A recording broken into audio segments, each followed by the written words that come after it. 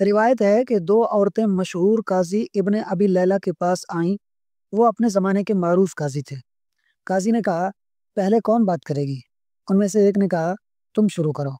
تو دوسری نے کہنا شروع کیا، اے قاضی، میرا کوئی بہن بھائی نہیں ہے۔ میری ماں کا اچانک انتقال ہو گیا۔ میں ابھی اس صدمے سے نکل بھی نہ پائی تھی کہ میرے والد بھی دنیا سے رخصت ہو گئے۔ یہ میری پھوپھی ہیں جن کی اپنی ایک بیٹی ہے جو مجھ سے 4-5 سال چھوٹی ہے۔ یہ مجھے اپنے گھر لے آئیں کہ جوان لڑکی اکیلی کیسے رہے گی۔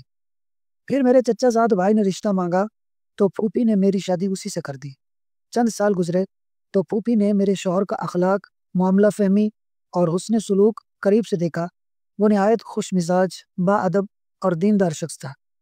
یہ سب دیکھ کر پھوپھی کے دل میں خیال آیا کہ ایسا نیک مرد اگر ان کی بیٹی کا شوہر بن جائے تو اس کی قسمت سنور جائے گی۔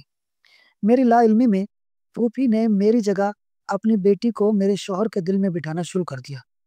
جب اسے یقین ہو گیا کہ میرے شوہر کو اس کی بیٹی پسند آ گئی ہے تو اس نے شرط رکھی کہ میں تمہیں اپنی بیٹی نکاح میں دوں گی، لیکن شرط یہ ہے کہ تم اپنی پہلی بیوی کا یعنی میرا معاملہ میرے سپرد کر دو۔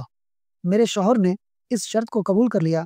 پھر عین اس دن جب ان کی بیٹی کا نکاح مکمل ہوا، پھوپھی میرے پاس آئیں اور کہا، اب تمہارا شوہر میری بیٹی کا شوہر ہے اور اس نے تمہارے بارے میں اختیار مجھے دے دیا ہے، لہٰذا میں اعلان کرتی ہوں کہ تم طلاق یافتہ ہو۔ یوں میں ایک ہی لمحے میں بیوی سے مطلقہ بن گئی۔ پھر پھوپھی نے اپنے شوہر کو میری طلاق کی خبر دیے بغیر اپنی بیٹی کے نکاح اور میری طلاق کے فوراً بعد اپنے شوہر کو ایک تجارتی سفر پر روانہ کر دیا۔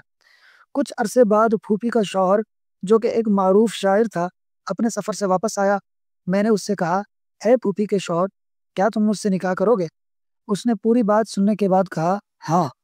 میں نے کہا، لیکن ایک شرط ہے، پھوپھی کا معاملہ میرے سپرد کر دو۔ اس نے شرط قبول کی۔ میں نے نکاح کے بعد پھوپھی کو پیغام بھیجا، اب تمہارا شوہر میرا شوہر بھی ہے اور اس نے تمہارے بارے میں اختیار مجھے دے دیا ہے، لہٰذا میں اعلان کرتی ہوں کہ تم طلاق یافتہ ہو۔ ایک کے بدلے ایک، قاضی صاحب۔ قاضی ابن ابی لیلہ یہ سن کر حیرت سے کھڑے ہو گئے اور کہا، اللہ اکبر۔ تو میں نے کہا، ٹھہریے قاضی صاحب، ابھی قصہ ختم نہیں ہوا۔ کچھ عرصے بعد وہ شاعر بھی وفات پا گیا۔ پھوپھی میراث کا مطالبہ لے کر آئی۔ میں نے کہا، ان کی موت کے وقت میں ان کی واحد بیوی تھی، تم کس رشتے سے میراث کا دعویٰ کر رہی ہو؟ میری عدت ختم ہوئی تو پھوپھی دوبارہ آئی تاکہ میراث کے جھگڑے کا فیصلہ کرے، مگر اس دفعہ اس کے ساتھ اس کی بیٹی اور داماد بھی تھے۔ داماد جو دراصل میرا پہلا شوہر تھا، اس نے مجھے دیکھا تو پرانی یادیں تازہ ہو گئی اور وہ نرمی سے بولا، کیا تم دوبارہ میرے نکاح میں آنا چاہو گی؟ میں نے کہا، ہاں، ایک شرط پر، اپنی بیوی یعنی پھوپھی کی بیٹی کا معاملہ میرے سپرد کر دو۔ اس نے قبول کر لیا۔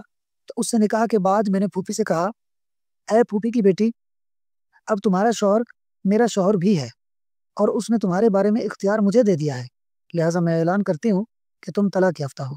یہ سب سن کر قاضی ابن ابی لیلہ نے اپنا سر پکڑ لیا اور کہا، اچھا اب سوال کیا ہے؟ تو پھوپھی بولی، اے قاضی، کیا یہ حرام نہیں کہ میں اور میری بیٹی طلاق شدہ ہوئیں اور یہ عورت ہمارے دونوں شوہر اور میراث بھی لے اڑے؟ قاضی نے جواب دیا، واللہ، میں اس میں کوئی حرام نہیں پاتا۔ ایک مرد نے نکاح کیا، طلاق دی اور وکالت دی، یہی شریعت ہے۔ بعد میں قاضی ابن ابی لیلہ خلیفہ منصور کے دربار میں گئے اور پوری کہانی سنائی۔ خلیفہ اتنا ہنسے کہ ان کے پاؤں زمین پر مارنے لگے اور کہا، اللہ اس بڑھیا کو غارت کرے، وہ دوسروں کے لیے گڑھا کھودتی رہی اور خود اس میں جا گری۔